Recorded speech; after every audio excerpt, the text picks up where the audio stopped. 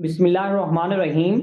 مکہ مکرمہ میں ایک عورت تھی، اس کو اپنے حسن پر بڑا ناز تھا۔ وہ ایک مرتبہ نہانے کے بعد کپڑے بدل کر اپنے بال سنوار رہی تھی، آئینے کے سامنے کھڑی تھی اور اپنے آپ پر بہت فریفتہ تھی کہ میں بہت حور پری ہوں۔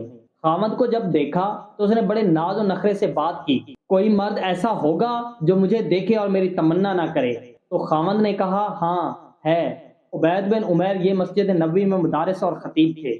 تو میاں بیوی کا تعلق عجیب سا ہوتا ہے۔ آگے سے کہنے لگی، تو دے مجھے اجازت، میں تجھے دکھاتی ہوں وہ پھسلتا کیسے ہے۔ اس نے کہا ٹھیک ہے، میں اجازت دیتا ہوں۔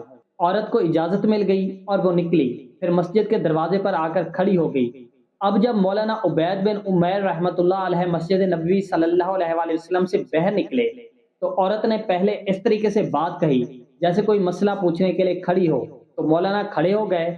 اس دوران اس نے اپنے چہرے سے نقاب کو ہٹایا۔ اس کا خیال یہ تھا کہ جب وہ میرے حسن و جمال کو دیکھیں گے تو فریفتہ ہو جائیں گے۔ جیسے ہی اس نے ایسا کیا تو انہوں نے نظر ہٹا دی اور کہا، دیکھو کیوں ایسے کام کے بارے میں سوچتی ہو جس سے تمہیں دنیا میں بھی ذلت ملے گی اور آخرت میں بھی ذلت ملے۔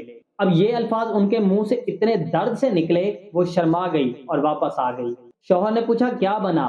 کہنے لگی کیا مرد ہی نیک ہوتے ہیں؟ عورتیں نیک نہیں ہو سکتی؟ میں بھی نیک بنوں گی۔ اس کی زندگی بدل گئی۔ اس کے بعد روز وہ خاوند سے پوچھتی عشاء کے وقت کہ تمہیں میری ضرورت ہے؟ اگر وہ کہتا ہاں تو وقت خاوند کے ساتھ گزارتی، اور اگر وہ کہتا نہیں تو جبہ پہن لیتی اور ساری رات مصلے پہ عبادت کرتی۔ اس کا خاوند کہا کرتا تھا، پتہ نہیں عبید بن عمیر نے ایک فکرہ بول کے میری بیوی کو نیک کیسے بنا دیا۔ شکار کرنے کو آئے، شکار ہو کے چلے۔ تو یہ کیفیتیں ان کی اس لیے تھی کہ پروردگار عالم نے ان کے دلوں میں ایک اثر ڈالا ہوا تھا۔ ایمان کامل ان کے دلوں میں تھا، اور یہ نہیں کہ صرف بڑے لوگ یہ حال تھا، بچوں کا بھی یہی حال تھا۔